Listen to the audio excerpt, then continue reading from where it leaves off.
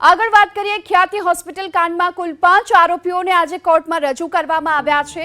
4 આરોપીઓને જ્યુડિશિયલ કસ્ટડીમાં મોકલવાનો આદેશ આપવામાં આવ્યો છે। ચિરાગ રાજપૂતની બીજા કેસમાં ધરપકડ કરાઈ છે।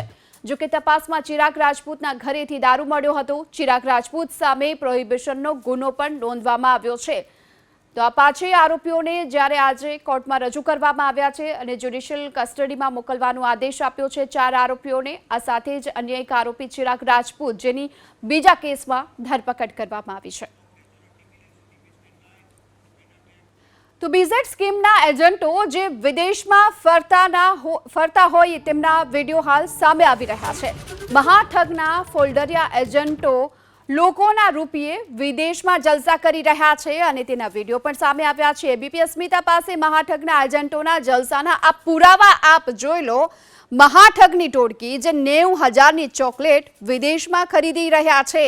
આ વિડીયો સામે આવ્યો છે। ગામમાં નાની લેબોરેટરીનો માલિક ધવલ પટેલ વિદેશમાં જલસા કરી રહ્યો છે। ભોળા લોકોને છેતરી વિદેશમાં તમાશો કરતા મહાઠગના એજન્ટોને આપ જોઈ લો કે કયા પ્રકારે લોકોને છેતરી અને ત્યારબાદ વિદેશમાં જલસા કરી રહ્યા છે। લોકોના રૂપિયે વિદેશમાં ખરીદી કરી રહ્યા છે। એ પણ 90,000ના ચોકલેટની ખરીદી કરતા હોય તેવો વિડીયો હાલ જે સામે આવી રહ્યો છે।